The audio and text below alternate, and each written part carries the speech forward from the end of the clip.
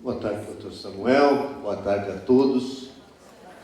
Eu quero dizer inicialmente que é uma alegria para mim estar hoje em São José do Rio Preto e constatar que esta quinta edição do seminário consagrou-se realmente como um estrondoroso sucesso, como já destacou aqui o doutor Samuel, o embargador Samuel.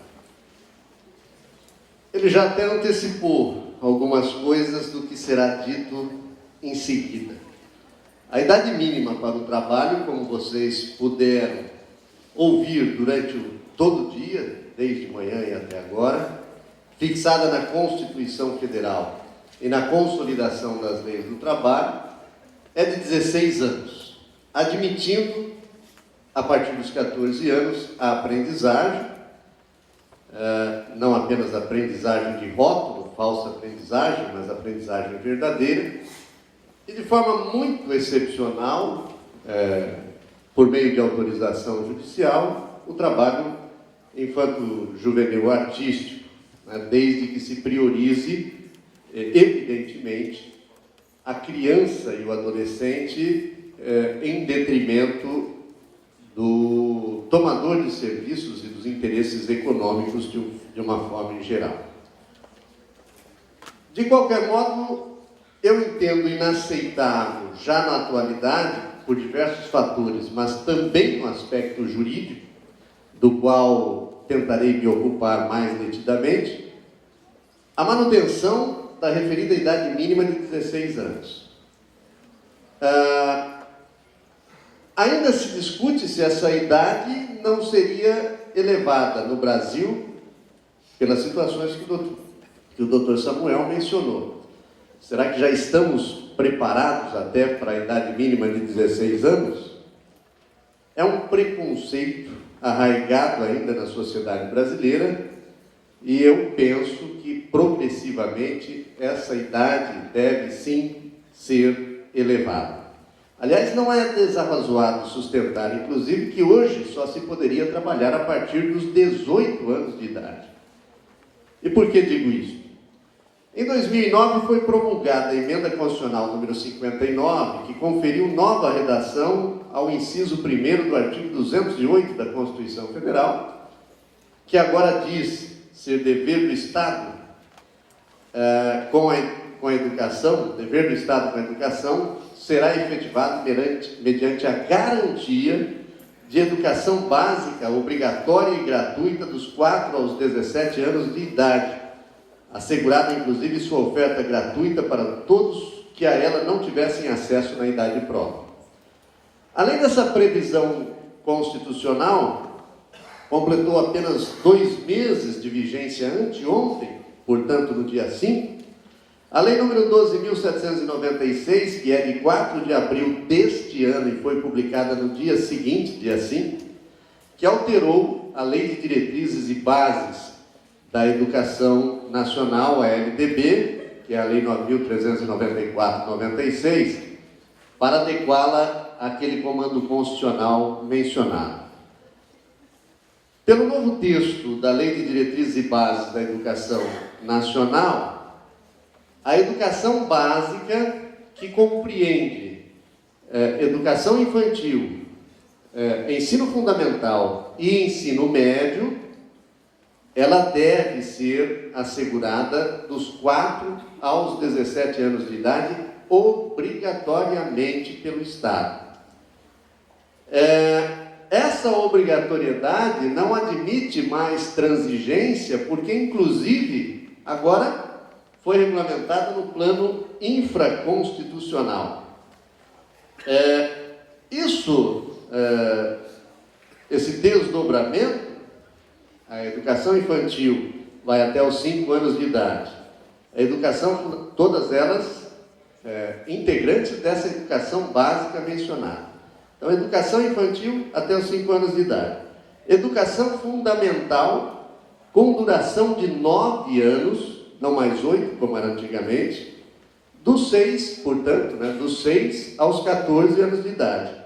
E ensino médio, que terá duração de no mínimo 3 anos, o que implica dizer que, em situação normal, sem reprovação, o adolescente ingressará no ensino médio aos 15 anos e só o completará com 17 anos de idade. Desta forma, não havendo qualquer intercorrência, o ensino médio de hora em diante estará concluído apenas às vésperas do estudante completar 18 anos de idade. Ocorre que o Brasil ratificou a Convenção 138 da OIT, Organização Internacional do Trabalho, que trata da idade mínima. Deste modo, essa convenção integra o ordenamento jurídico brasileiro e, portanto, tem força obrigatória, a meu ver, com status constitucional, mas ainda, para aqueles que assim não entendem, teria status no mínimo supralegal, estaria abaixo da Constituição, mas acima das leis. Então, essa convenção, ratificada pelo Brasil e que exige cumprimento, já no seu artigo 1º, obriga todo o país membro, e o Brasil não é só país membro da OIT, é também fundador da Organização Internacional do Trabalho, obriga todo o país membro a seguir uma política nacional que assegure a efetiva abolição do trabalho infantil e eleve progressivamente a idade mínima de admissão a emprego ou ao trabalho a um nível adequado ao pleno desenvolvimento físico e mental do jovem. Mas não é só isso, não para aí. O artigo 2º da mesma convenção, além de determinar que o país membro que a ratificar deve estabelecer uma idade mínima, acrescenta no item 3 que essa idade mínima não poderá, vejam só o comando, não poderá ser inferior à idade de conclusão da escolaridade compulsória. Vejam que, como eu disse, se não for força normativa constitucional, existe uma força normativa supralegal determinando a observância disso. Quer dizer, ninguém pode começar a trabalhar antes da conclusão da escolaridade compulsória. A partir desta nova e recente modificação legislativa, a escolaridade compulsória no Brasil passou a ser dos 4 aos 17 anos de idade. Assim também é possível assegurar que ninguém pode trabalhar, observando o que está na Constituição, antes dos 18 anos de idade, a não ser na condição de aprendiz, sendo o caso de se verificar, inclusive, se não se deveria também elevar a idade mínima da aprendizagem. Quando muito, como se sabe que a implementação dessa nova ordem educacional não se dará do dia para a noite, admitir-se-ia a elevação da idade mínima para 18 anos até o ano de 2016. Vale lembrar que o Brasil também aprovou a recomendação número 146 da OIT sobre a idade mínima de admissão ao emprego. Referida à recomendação, que não tem força obrigatória, ao contrário da convenção, mas representa um plano traçado a ser gradativamente alcançado, estabelece que os membros da OIT devem fixar como objetivo a elevação progressiva para 16 anos da idade mínima. Vejam que, se nós considerássemos apenas a recomendação, o Brasil já estaria naquilo que pela OIT é considerada no mundo a idade ideal, 16 anos. Aliás, o doutor Ricardo Tadeu bem destacou na sua palestra pela manhã que a nossa Constituição, que é de 1988, já trazia previsões da Convenção de 1989, do ano seguinte, da Organização das Nações Unidas. Por um tempo, essa previsão de que já estaríamos alcançando o que seria ideal no mundo, até gerou certo conforto ao Brasil no plano internacional, pois o país normatizou, como já disse, desde 1998, em 88 inicialmente estabeleceu a idade mínima de 14 anos, mas em 1998, pela Emenda Constitucional 20, ampliou essa idade para 16 anos. Esse relativo conforto, hoje, já não existe mais, em razão dessa elevação da idade compulsória para a educação no Brasil, que passou a ser dos 4 aos 17 anos. Logo, são necessárias políticas públicas de inclusão e educação gratuita e boa para todos. Quando o professor Márcio Bockmann disse que ninguém deveria trabalhar antes de completar 25 anos de idade, em outubro de 2007, em palestra proferida em Barretos, aqui próximo, durante o 13º Congresso Brasileiro de Direito do Trabalho Rural, muitos inclusive riram. Passei desde então a citá-lo, pelo menos para justificar a idade mínima de 16 anos, por muitos ainda combatida.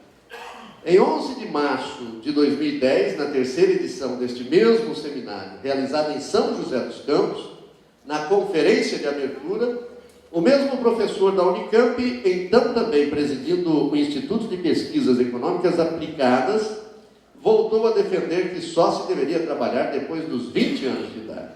Quem sabe 25, completou. Justificando a afirmação, dizendo que o ensino superior não mais é o teto, mas o piso necessário, a escolaridade mínima para se obter um trabalho decente no Brasil. Já não causava, então, tanto assombro essa afirmação, porque a Emenda Constitucional 59 já havia sido editada, ela era de 2009, tornando obrigatório o ensino dos 4 aos 17 anos de idade.